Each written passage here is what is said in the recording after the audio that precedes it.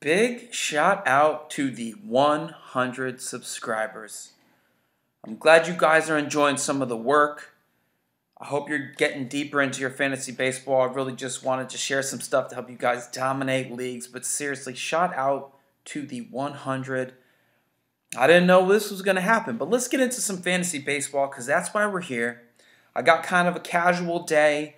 We got some news and notes. I'm going to bat around some pitcher theories, some why I prefer hitters over pitchers. I just wanted to touch on some stuff that I had to clean up. The MLB season has started. Baseball is here. Actually, it's in Japan. They're playing in Japan. There's some games going on. So set your lineups. Like I got a Kikuchi on the bench. He had a decent day. He went 4 2/3 with a low ERA, but he's on my bench because I didn't really know the season started. But we're getting some activity out there. And then baseball is going to stop. Spring training will resume, and then we'll get back into regular playing. But the thing is, this reminds me what the season is really like. Be a doctor. Be a doctor. The constant information is just flowing in. My problem with them starting the season early is just the bad weather. Baseball is not a game to be played in the rain. There can just be a little drizzle, a little sprinkle of rain, and these guys are like, call it, call it. You can't see the ball with rain going into your eyes. You get slippery bases. Last season when he slipped off that base and jammed his knee, oh my God, I thought his career was over. Acuna slipped on a base. Guys are slipping in the outfield. They're jumping into walls. So there's going to be a ton of injuries. It'll probably start snowing again across the country. They'll just have to delay the games and start over. So one of the things I said yesterday, everything I said about Jesus Luzardo, just erase it from your mind. He's done. Get him off your draft sheets. Don't draft that. Jesus Luzardo has a shoulder injury. He's not throwing for 4 to 6 weeks. I was high on him, and now I am done with him. So just erase that from your mind. It just shows you just one example, one microcosm of how volatile pitchers are going to be throughout the season. Matt Olson, this is fresh today. Matt Olson hit a ball, felt pain in his hand. This wasn't regular just bees, where he got a stinger. This is a problem in his hand, in the many little small bones and tendons and ligaments that reside in the hand for a guy who has maximum exit velocity, hitting 90 plus, maybe 100-mile-an-hour fastballs. His hand is a problem, and my guess is he's going to miss some time. We got to find out. I'm sure he's going to get x-rays. He's going to get some stuff, but he knows it. He knows it's a problem. So, there's Matt Olson. One base just got a little bit thinner. We got some news. Greg Bird took the ever-so-dangerous fastball off his elbow, and now his elbow's swollen. He's going to get an x-ray. If you're getting an x-ray, you've got a problem. Not that I don't want anyone to get hurt, but a Greg Bird injury just moves Luke Voit just one little forward into starting the season, capturing that job, and mashing balls to the short right porch. We got the Greg Bird injury. It's worth talking about. Why I don't like closers. Why I don't want to pay up for closers. Did anyone draft Corey Knebel? He's just taking a break from throwing. Oh, that's a nice way to describe it. He's going to take a break from throwing. So since he doesn't want to throw baseballs right now, he needs to take a break, and it leaks out that it's his elbow or his shoulder. He can't close. He's not closing. And his injury was so bad that the Milwaukee Brewers decided to call up Kimbrel, and maybe he's going to come close, and Knebel will never close for them again. Because if you go back and you think about the Milwaukee Brewers' history, they like to have a dominant closer, and so maybe they'll go and sign Kimbrel. He'd be a good fit there. That team wants to go deep into the playoffs. Got to keep that in mind. We got Yu Darvish, pulled out early, blister. He's out with a blister. We got to wait for that. It might only be a start or two, but here you go, just little things nibbling at him. We got some good news. Let me change gears here. Eloy gets paid. That should clear up the issue with his service time. He should be able to start the season right away. I don't think he needs to go down into AAA and warm his bat up or hit 370 down there before they call him up. Hopefully he just breaks the roster, and he is obviously a cleanup hitter. Slide him into the 4-hole and let him work his way to his 30-plus home runs. I love hearing that. We have Eloy all over the place. I took him what would be called early in a 16-team slow draft. Took him in the 5th round. That's going to be a bargain if he comes up and hits 35 home runs and hits 285. So I'm excited for that. The Brewers released a little bit of news on that starting rotation. Yesterday I mentioned Woodruff, I mentioned Barnes, and I have one more name that I've got to slip in there, and that's Mr. Freddie Peralta, who earned himself a starting rotation. I probably like him over all those guys. Peralta has filthy Ks in his minor league track record. What he's working with here is three different fastballs. It's making hitters uncomfortable. He has a very high spin rate on that fastball, which gives him movement. It's something very hard to barrel up. I know from Fangraphs and from scouting him that they'll list his fastball velocity at 91, 92. But in game, because he's changing speeds and moving it around with three different ones, he can reach back and find 96 or 97. Add to that in the spring that Freddie's being clocked on the gun at 92, 94. So if you're going to say Freddie's average fastball is 94, does he have reach back to 98? He's going to be making guys very uncomfortable. He strikes guys out with deception. I like a lot of Freddie. I'm sure that's going for free late in drafts. Get a piece of Freddie. He is in the starting rotation. I'm happy about that. And then at least you hear that Kershaw and Sevs are at least throwing a baseball of some sort. They're playing catch. They want to get back in. They're going to miss 2 weeks, a month. They've got to ramp up. You know, Kershaw said that he doesn't want to miss a certain amount of time. He wants to get right back into the rotation in 2 weeks. Yeah, Kershaw, you probably want to be Cy Young again, but you can't want your way to getting your velo back. So we just got to check on those guys. They're at least worth flyers. You'd rather be there than with somebody who's just done, like Jesus Luzardo. So it's just a couple guys I wanted to mention. Clean up yesterday. I didn't want that Luzardo taste in your mouth just to keep floating around. I was looking into some more numbers. I wanted to give you a couple high-end warnings. These are a couple guys for some reason I'm just staying a little bit away from. The first one is Freddie Freeman. My thing with Freddie, I went back through the numbers. That one season that he hit 36 home runs, that was a bit of an anomaly for the way he swings. I went into his contact rates, and just clearly in that 2016 season, he gave up on some contact, on some zone contact. His hard hit rate was higher. So I think in a way he decided, I'm just going to go get it. I'm going to prove to people that I can hit home runs. But then I don't think he liked doing that. He didn't like being that kind of hitter. He reverted back to his less power ways, higher contact ways, and his home runs came down. And so I think, you know, I really liked Freddie when we were getting him in the third, and then he returned that value. We got him in the third. We had other stud pieces in the lineup, and Freddie returned value. But now Freddie's creeped his way back up into the first round cusp. He's a $40 player in auctions, and I just want to caution that I wouldn't fantasize over 30-plus home runs from him. He might only hit you 20 to 25 home runs. I'm not saying Freddie is a guy not to draft because the average is so secure, it's so legit at 300 that he's still worth drafting.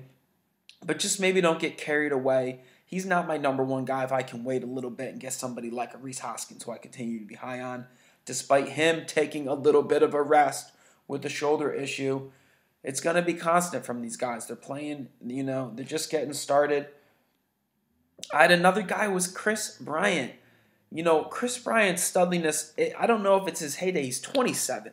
So maybe he took the offseason and he fully recovered. Maybe that shoulder issue has straightened out.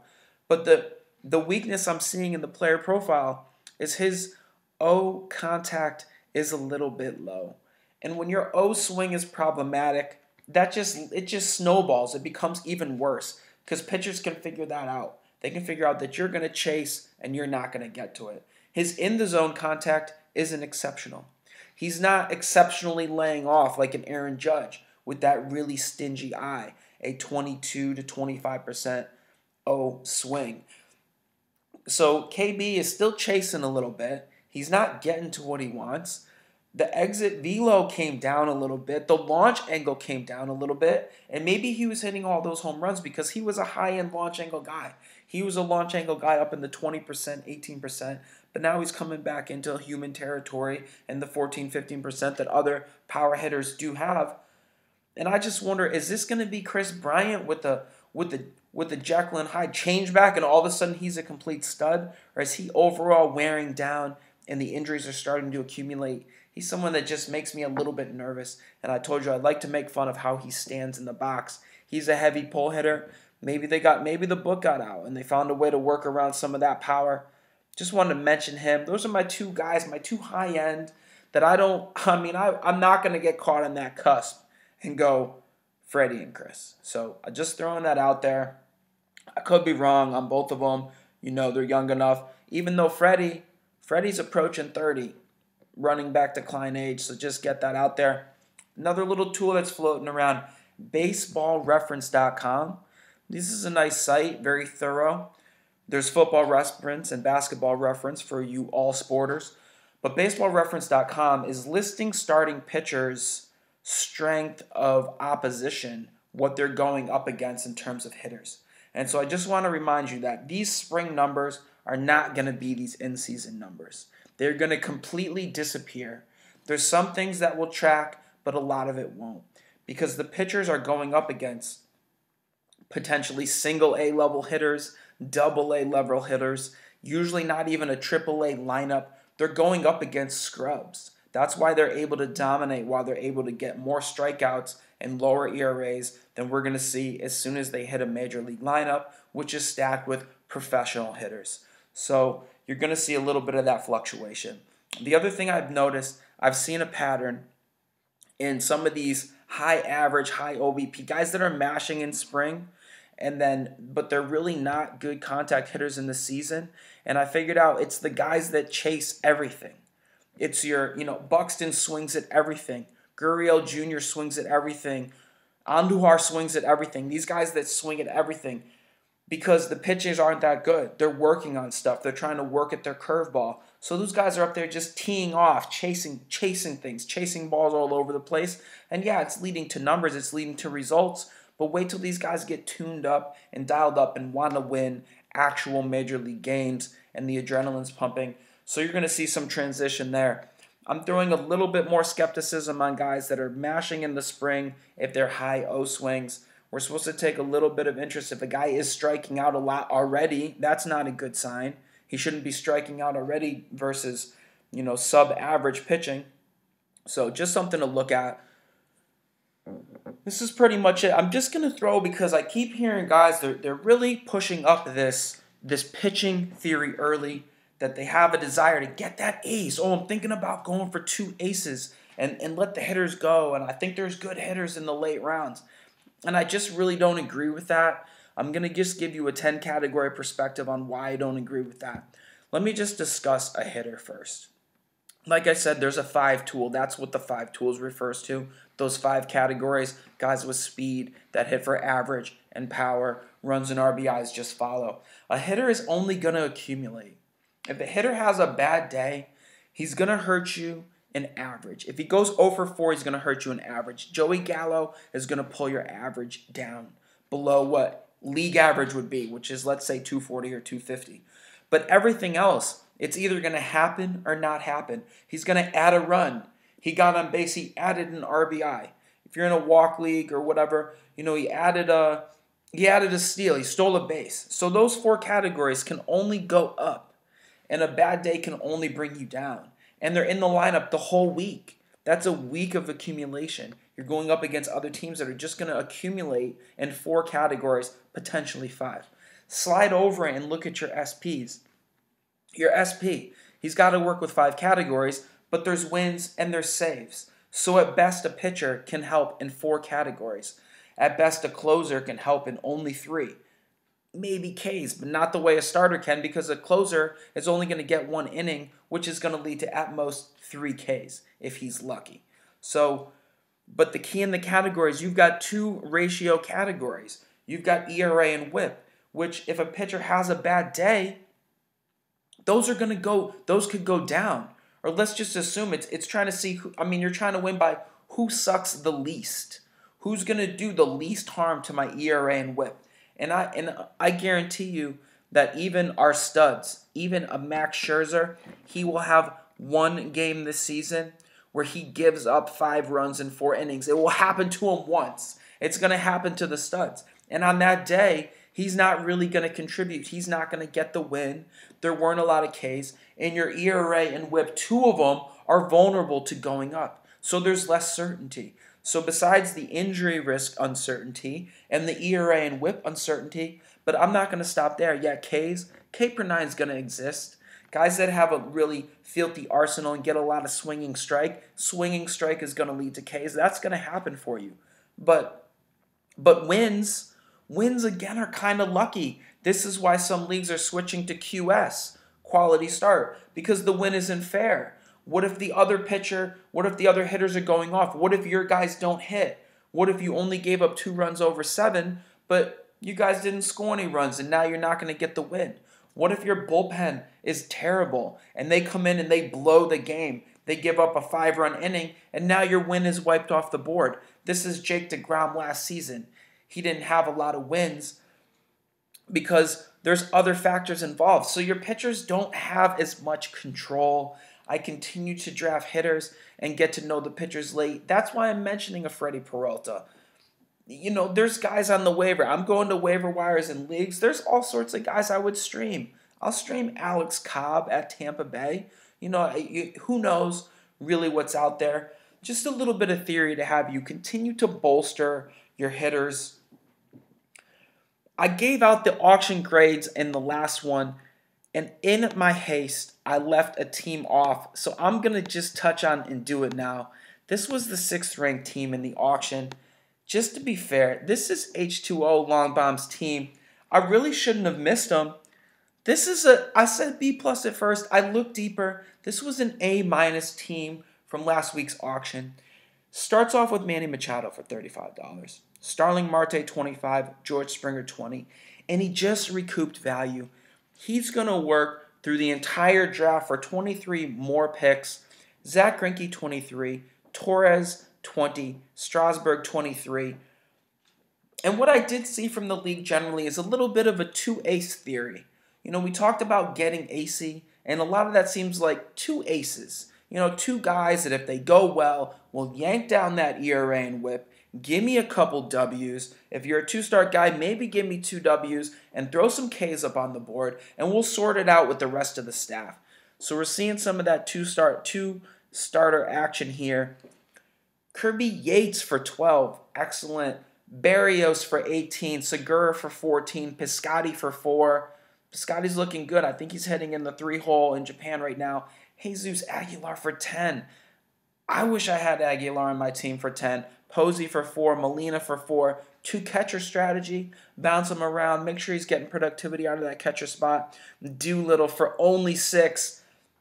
Less concern about that closer I was talking about going to Milwaukee. Max Muncy for 10. Edwin Encarnacion for 6. Cheap late power. Probably 30 to 35 plus. He's kind of in that Nelson Cruz, a big poppy mold. Kikuchi for 6. Carlos Santana for 3. Cheap. Gonna be contact. Gonna be RBI. Jerkson Profar for 4. Bounce him around. Nathan Eovaldi for 4. John Gray for 6. Teheran for 1, and with his last pick in the draft, Max Kepler for $2. So I'm giving H2O long bombers. I don't know. You're right. There was a lot of bombs. The league wants to hit bombs. It's all about power. I'm giving them the A minus. That's pretty much all I have for you guys. I can come back. I went back. I just started from scratch. I'm trying to not get sucked into owning shares of other players and then having that pollute who I get later. Like, oh, I've had enough Acuna. I don't need any more of that. I just started fresh. Get me the best players. I'll come back with that later. I might talk about some hitters that I don't want. But let me just play us out here and a little bit of guys recognizing that following ADP is a problem. This is Baseball Holics Anonymous with a little conversation they were having.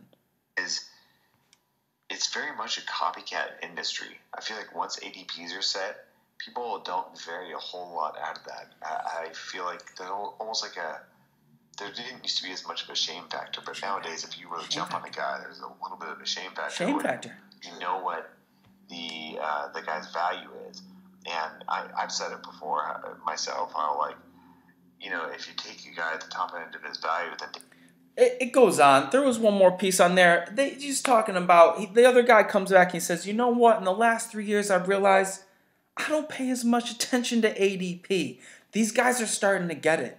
Because where does ADP start? It starts in NFBC, and then it goes to the list, and then they talk to each other, and then they put the guys back on the list. And then I hear conversations about, I really don't like those middle round pitchers like Nick Pivetta. Nick Pavetta's not a middle round pitcher. He just fumbled his way onto random ADP, and it reverberated for the last 2 months.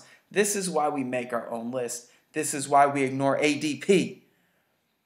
Big shout out to all the subscribers, all 100 subscribers. I'm going to keep delivering, you guys. Let's keep getting better.